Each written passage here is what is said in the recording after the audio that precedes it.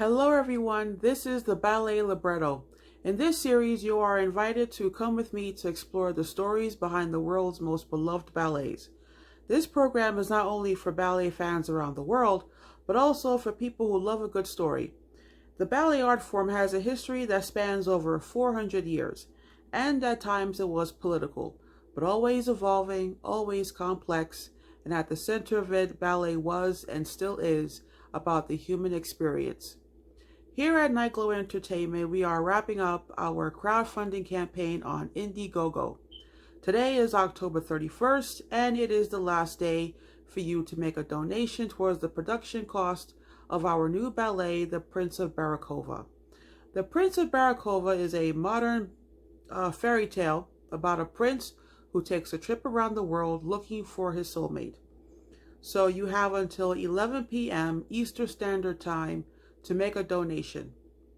So today I decided to take a break from our countdown of the world's most popular ballets and to give you a much more in-depth look behind the Prince of Barykova.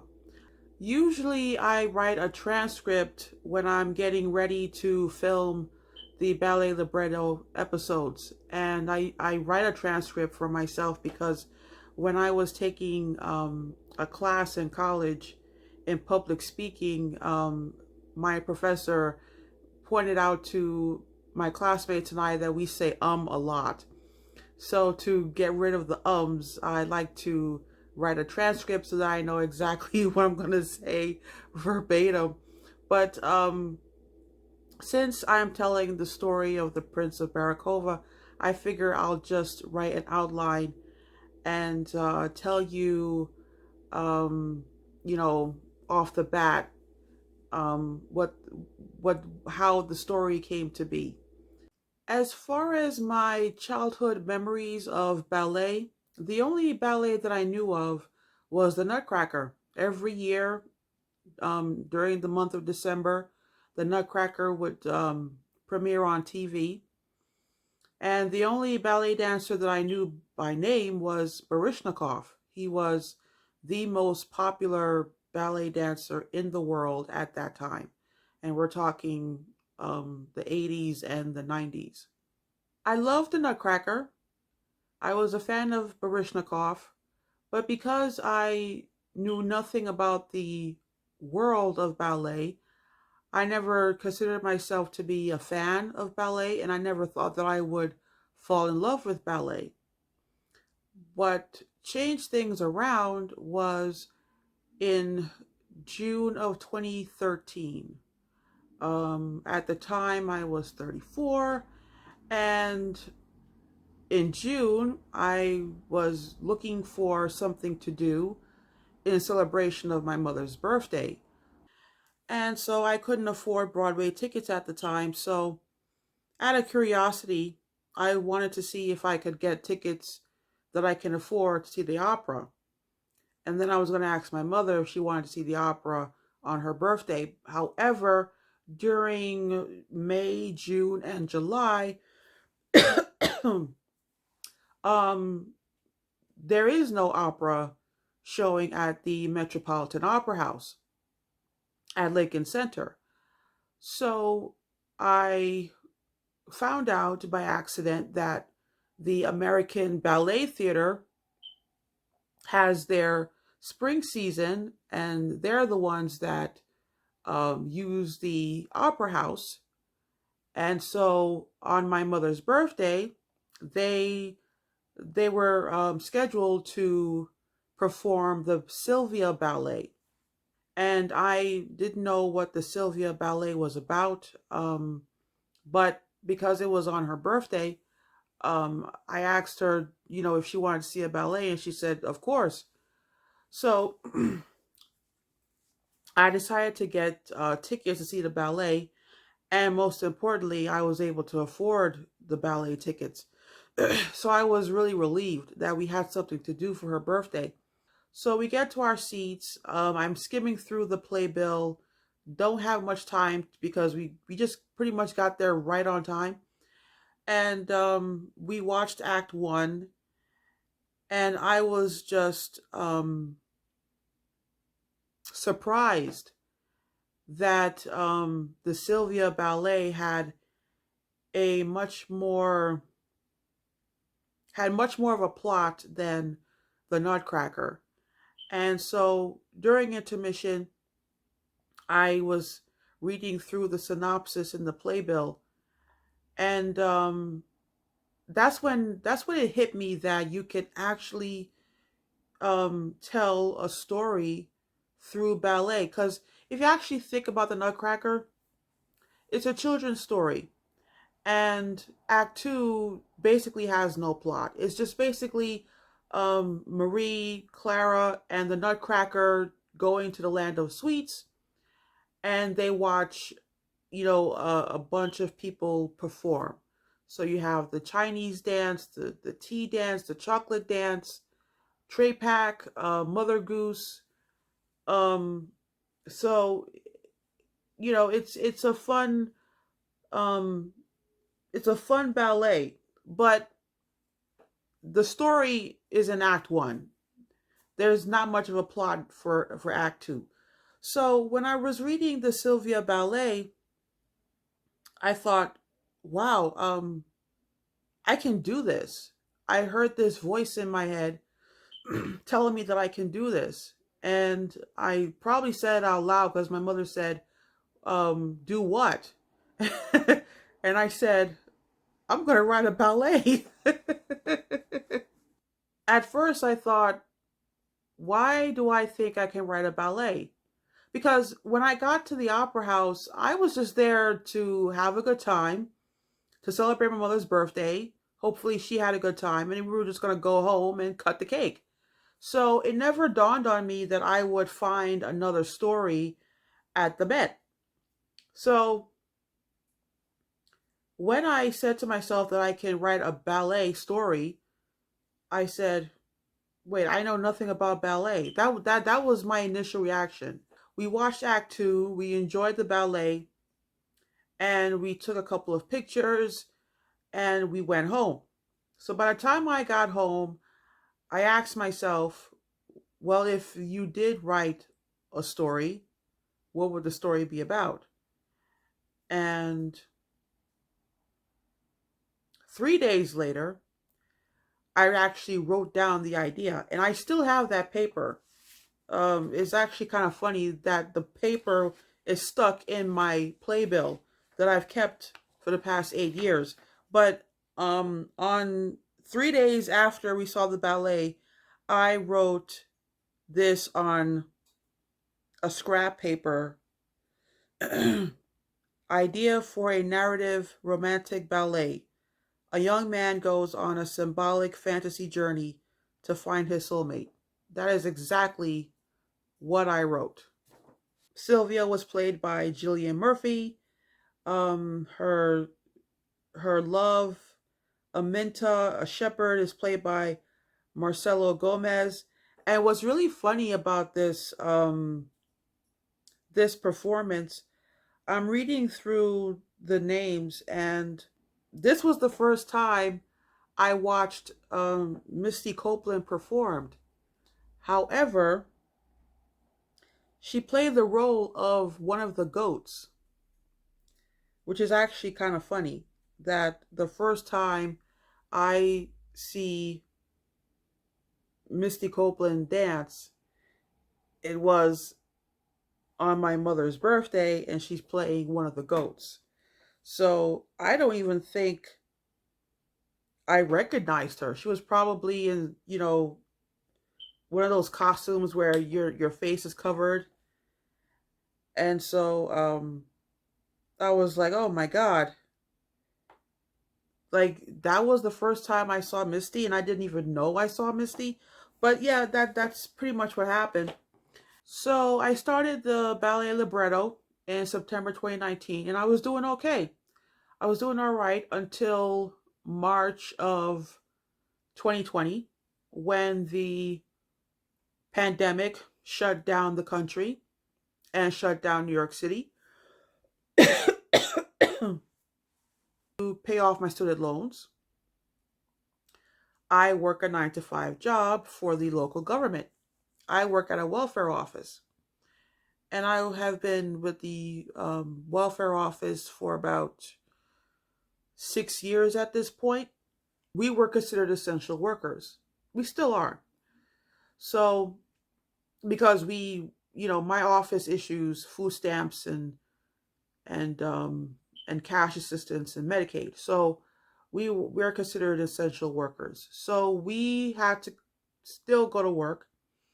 However, we were not allowed to wear gloves and masks during the first couple of months of the pandemic because, according to our commissioner, he didn't want to offend the clients by us wearing gloves and masks. With a government job, there's a lot of bureaucracy, a lot of red tape, and management has a tendency to not assume responsibility. People like to blame things on other people if they can get away with it. During the first 3 weeks of the pandemic, I was going to work, wasn't wearing a mask, wasn't wearing gloves, and I got sick. And also I found out that one of my cousins got COVID-19, and found out on Easter Sunday that she passed away in the morning. And we got the phone call around 11:45 that Easter Sunday. And the following day, Easter Monday, I went to the doctor, and I was tested positive for COVID. And the doctor found out that I had pneumonia in both lungs. It was the first time in my life where I felt like, this could be the end. Because I have heard stories of people who die from pneumonia, and people were dying of COVID. So imagine you're getting COVID. COVID created the pneumonia. I just didn't know what else to do and how to think. And I thought, okay, this could be the end. I might not live to see 2021. So I got better eventually, and the antibiotics that the doctor prescribed, did the trick, and my pneumonia was gone. What kept me going during the pandemic was watching ballets on YouTube.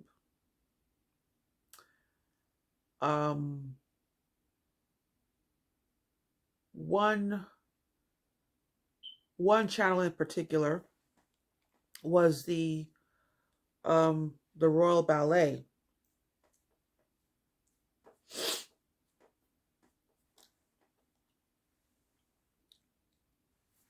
The Royal Ballet used their YouTube channel to put on past ballets that they performed on stage. So I was able to watch Sleeping Beauty, and I was able to watch Romeo and Juliet.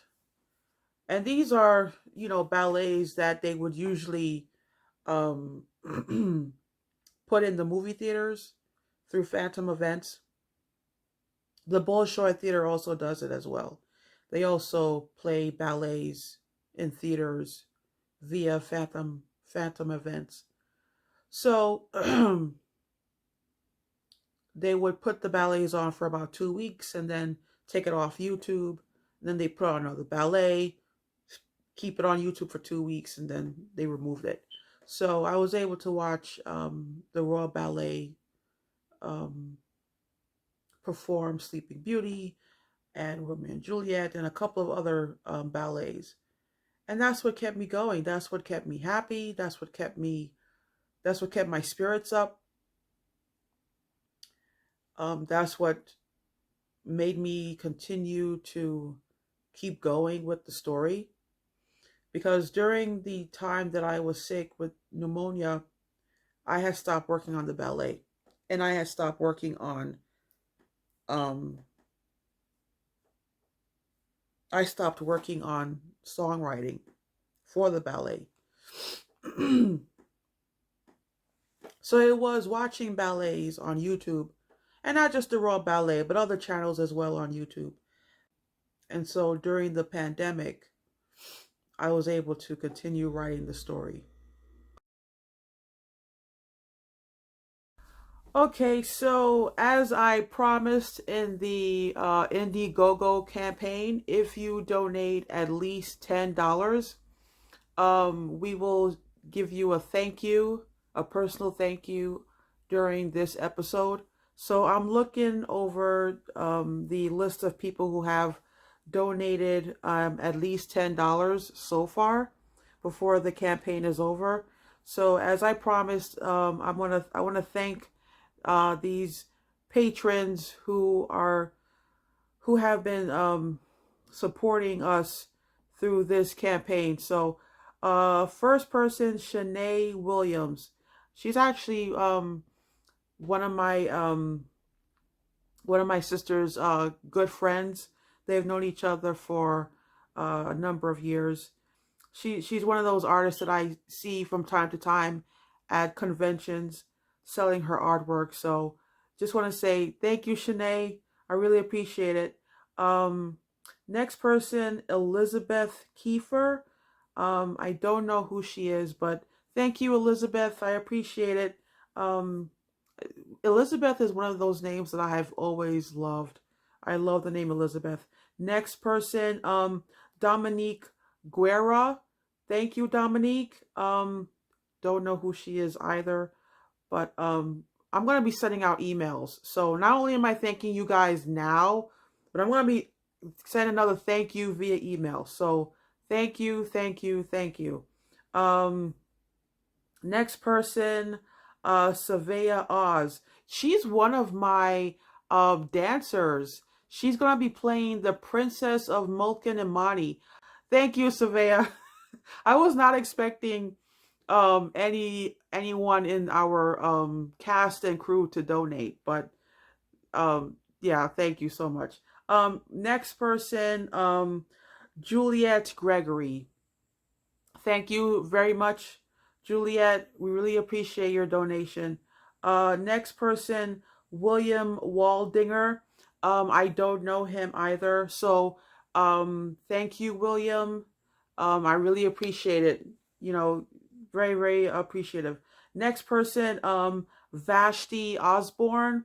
Don't know her either, but thank you, thank you, thank you. Next person, Camille Castro. Camille is actually my cousin. She's one of my cousins. She donated, and I just want to say, Camille, thank you. You're the best. Quick story. When I was putting on my play, The Charioteer of Rome, my first play that came out in Veterans Day weekend in 2018, I invited her and she showed up with my aunt Kathleen, and she, bought a ticket. And when I saw her after the play was over, she came with flowers. So I was like, oh my God. Not only did she support me with my first project, but she gave me flowers. And now she's supporting me again. So I just want to say to my cousin Camille, thank you. Thank you so much. I love you. And so, yeah, so thank you guys. Thank you to everyone who has made a donation, who is supporting this ballet. Thank you, thank you, thank you. It means a lot to me. Thank you. So take care, everybody, and I will see you next Sunday when we count down the top 3 most popular ballets in the world. So, God bless.